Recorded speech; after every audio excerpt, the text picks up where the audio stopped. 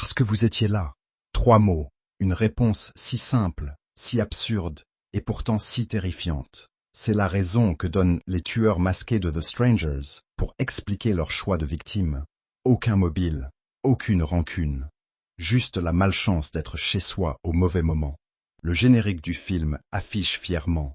Inspiré de faits réels. Mais de quels faits s'agit-il vraiment?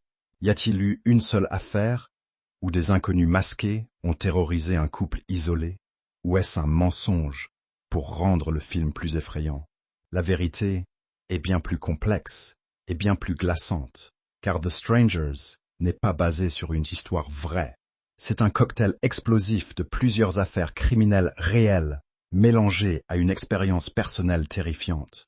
Aujourd'hui, on démêle le vrai du faux. Commençons par la source officielle. Brian Bertino, le réalisateur et scénariste du film, a toujours raconté la même histoire.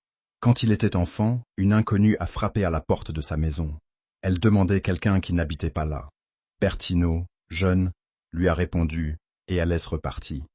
Des années plus tard, il a appris une vérité glaçante. Cette femme ne cherchait personne. Elle faisait du porte-à-porte dans le quartier pour repérer les maisons vides, les proies faciles. Elle préparait probablement un cambriolage, peut-être pire. Cette révélation a marqué Bertino à vie. L'idée que derrière une simple question banale puisse se cacher une intention malveillante. Que votre maison, censée être votre refuge, puisse devenir une cible simplement parce que quelqu'un a frappé à votre porte. Mais cette expérience seule ne suffisait pas à faire un film. Bertino a donc cherché dans les archives criminelles américaines, et ce qu'il a trouvé est bien plus sombre. Il tue parce que c'est possible. En août 1969, les disciples de Charles Manson, Tex Watson, Susan Atkins, Patricia Krenwinkel et d'autres pénètrent dans 2 résidences cossues de Los Angeles. Leur cible, l'actrice Sharon Tate, enceinte de 8 mois, et ses invités. Puis, la nuit suivante, Leno et Rosemary LaBianca, un couple de commerçants choisis au hasard. Pourquoi eux? Manson avait ordonné d'aller dans ces maisons pour faire peur aux riches. Mais concrètement, les tueurs ne connaissaient pas leurs victimes. Ils les ont choisies parce qu'elles étaient là, accessibles, vulnérables.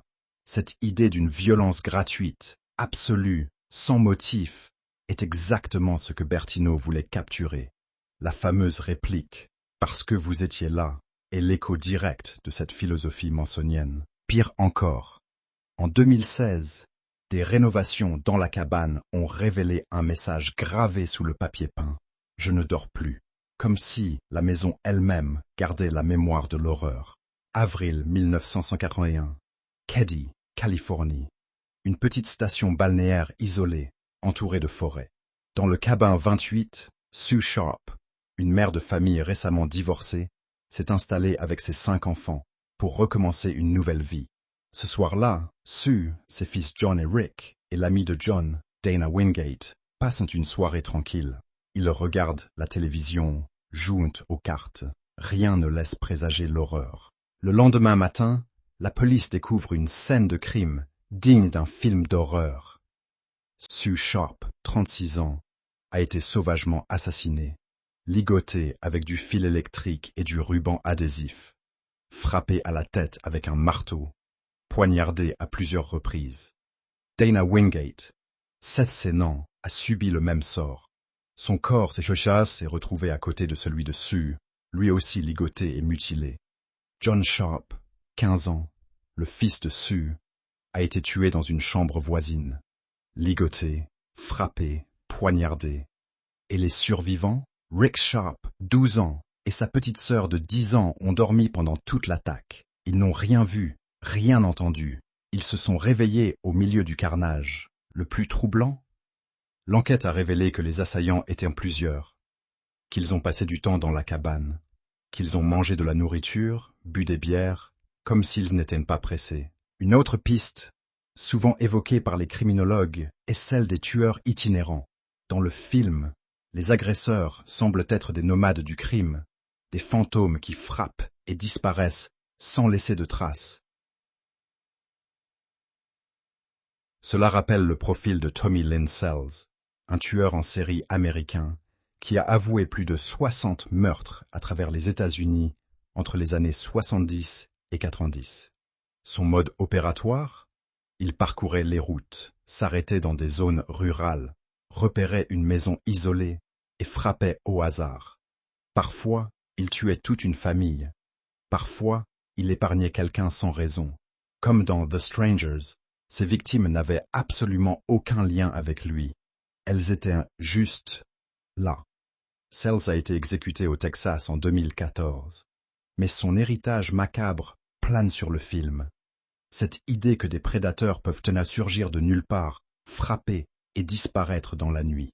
La vérité sur cette nuit d'horreur repose peut-être avec lui.